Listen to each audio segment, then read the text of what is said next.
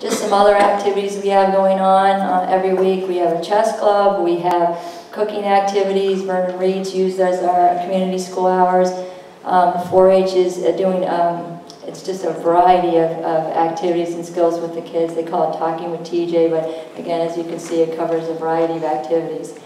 Some other things that we're trying to bring more into the community school and throughout the school day, we're trying to really up our mentoring. It's limited right now, the number of mentors, but we're looking to expand that, maybe tap into central office personnel and some community members. At this point, we have a number of staff members serving as mentors. I want to thank Sally Sherman and Patty Buell. They have volunteered to be mentors, and we paired them up with a couple of 4th grade girls that are going to absolutely love having those two as their mentors, so we appreciate that.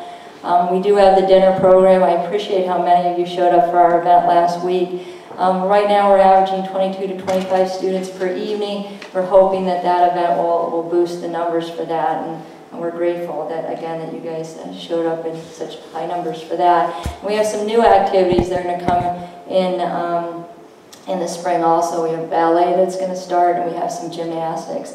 We are averaging 62 students per day.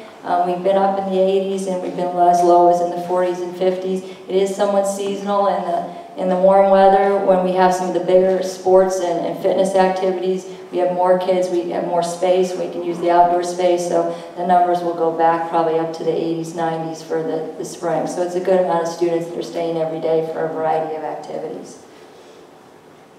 In terms of lifelong learning, we have brought adult education GED classes into the school one evening per week. We're very excited. We have had, in the first round, we had 7 participants make it all the way through, and we currently have 6 people in the second round. I'm very happy to say that all of the people in the first round are signed up for the GED class.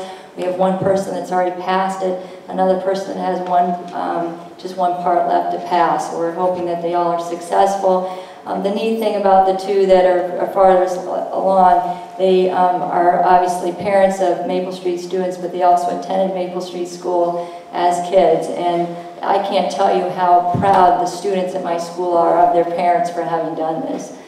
So it's really neat to see, and hopefully this is just providing a really nice service for those individuals. In terms of parent education classes, again, we provided some things through DCF and through our Family Resource Center. A neat thing that we've been approached by DCF is this parenting for out-of-control adolescents that they're really targeting to middle and high school students. So one night a week, we're going to put out the flyers into VCMS and Rockwell High School, and they'll provide dinner for the participants and some training, and hopefully get them to become supports for each other. So that's something new that's going to be starting. And then we just have some other things that are going on. In terms of the family support team, we really want to boost up what we're doing in that area. We've talked with Alan Slobonin, and we're really looking at a model where we have consistently 1 night or 2 nights a month the family support team there in the evening hours at Maple Street. If people need to use the computers to access information for employment or whatever, or they need to support in a variety of social service areas, those people will all be at the school on that night, and we'll have the team there if they need to access that. So we're in the works with talking to Alan about that right now. In terms of community engagement, we still have our clothing event going on, and a variety of things you see there that are still kind of consistent from year to year. We're still looking to continue those. I want to just let you know that we have, again, been very fortunate to just have a variety of volunteers and assistants. Rockville High School, through their guidance department, career center, and the peer advocates, has provided a ton of volunteers for us. The Rockville High School athletic teams have been phenomenal, both the players and the coaches, from the baseball, softball, volleyball, basketball teams coming down to run activities with their kids, which our kids just absolutely adore. We've had a variety of community members, retired individuals. You can see others listed there. The Vernon Police Department, they send somebody down every week. He basically just goes into the cafeteria and interacts with the kids, but it's a real positive connection for them to make, and that's been really neat. And the other thing is we've had, family members of our staff And we've also had parents of some of our students volunteer to run some of our programs at this point. So it's really been nice to see the variety of volunteers that have stepped forward. This is the timeline that I gave you before, and we've pretty much gone through all of this. And so, you know, what am I tried to put checks next to the things on the bottom, it's not there, but where we've really tried to, and I think we've been somewhat successful again in terms of the after-school programs, the adult education, the parent activities, the community engagement. The areas that we're still looking to boost are, you know, again, some of those health and mental health areas. So our future goals are, I hope to come back to you in May probably. We're really looking at ways that we can get some grants, get some additional funding to make the programming even better. We have made some nice connections with people in the business world. With the YMCA has been collaborating with us, and I believe that we'll be able to come back to you in May with hopefully a proposal to bring some funding to the program and collaborate with the Y to bring some even better after-school consistent programming next school year. But we're still working on the details of that and working on the proposals for that. But once we have that, I hope to be able to bring that to you. And I really think the exciting thing about that is that I think that will really help us extend our learning time and be able to provide, again, some additional academic support into those after-school hours as well. I really want to thank, so you know, Sarah Sweetman, our family associate, is a bundle of energy. She does a tremendous job running all these after-school programs. And also our school psychologist, Laura Corliss, has really been instrumental in looking, again, for funding sources, helping plan the activities that the Y may be able to bring to us. And both of them have just worked incredibly hard on the whole community school effort. And so I wanted to acknowledge that this evening as well. And again, I'd be happy to answer any questions if you have any specific questions about what we're doing.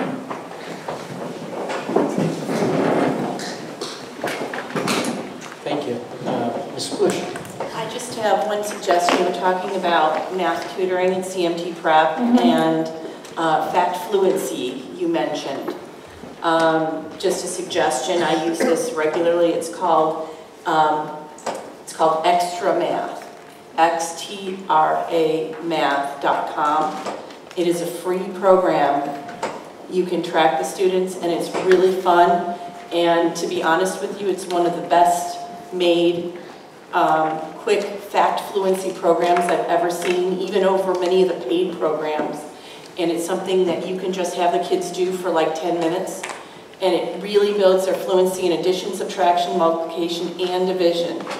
And there's a little, you know, printouts that they can bring home to show their progress. And it has really excited many of my students in second grade with, and gotten their fact fluency way up. So it's free. Yeah, I appreciate that. Okay, thank you. Any other discussion or questions or comments? Well, thank you very much for your presentation. Thank you.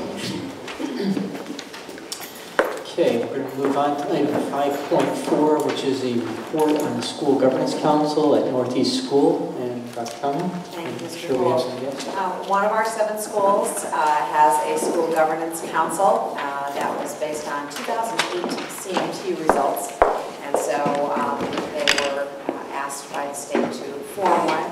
So it's just a year and a month old, if I recall. It was last December, a year ago, that it started, and so I had a few meetings last year.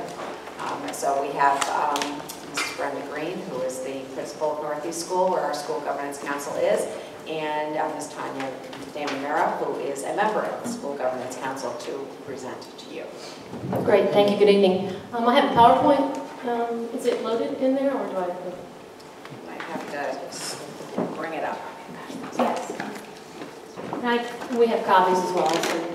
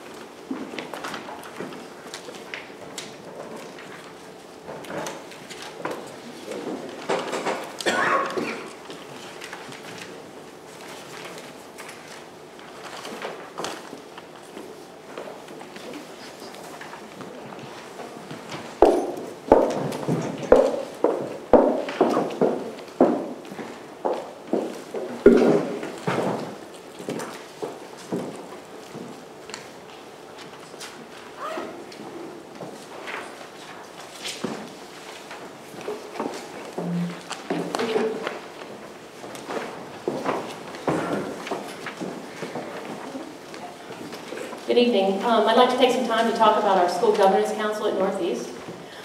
Basically, our presentation outline tonight is just a little bit of review of what a School Governance Council is, just to refresh your memory, talk about the membership and selection and how we're working at, how the School Governance Council is functioning at Northeast. This is just a review of the state legislation and why we have a School Governance Council. In about 2008, I believe, Northeast failed to meet the AYP in math, so we were required by the state to have a School Governance Council. It's our members of school staff, community leaders, and ours does not have a student population because it's an elementary school. The membership requirements for the School Governance Council are parents. It's parents and guardians, 7, and they're elected by the school. We have 5 teachers that are members, community leaders, and then the principal or the designee. It does, on the bottom, we just talk about the term, so we serve as a 2-year term.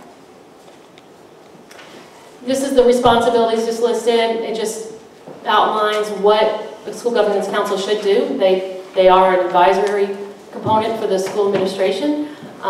They can look at all the documents for the school, and we decide which direction the School Governance Council can do to promote whatever problems that the school is having in order to make it meet expectations.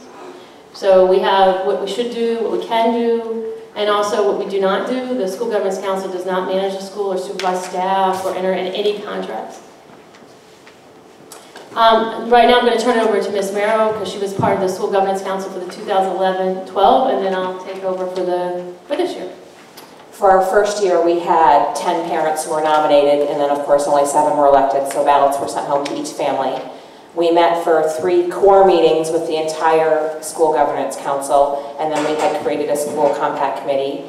And we also worked with the School Family Community Partnership in support of some of the initiatives that they had selected for the school year. And then these were the areas that we had discussion around during our meetings. Our meetings generally last about 2 hours. And so obviously the compact and the parent involvement policy were discussed, school improvement plan, the school survey that we do, testing, enrichment activities for students, and then again, we're supposed to work collaboratively with the School Family Community Partnership. So we did that, and then we decided really to concentrate on the school compact for last year. And you received a copy of that today. That's the draft form, and the compact follows the PBIS responsibilities and core values at Northeast, which are to be positive, be safe, be responsible, and be respectful. So our compact follows that. So there are expectations for teachers under those values, for parents under those values, and for students under those values. And that's the brochure that you received. Those are the areas. Okay, now for this year, our School Governance Council has met for the first time in January 22nd. We had elections in the fall to replace some vacancies. Some teacher vacancies were filled and parent vacancies were filled. We held it on the January 22nd. So these are held in the evening to accommodate for parents and, of course, teachers. Our membership includes, this year, we do have a chair, a co-chair, and a secretary. Those positions are held by parents. We have other parents, which should be 4 other parents that are represented on the board, on the School Governance Council. We have 5 teachers. We have 2 community leaders, and then I'm on this council as well. Our next meeting is Friday night at 5:15 to 7:15.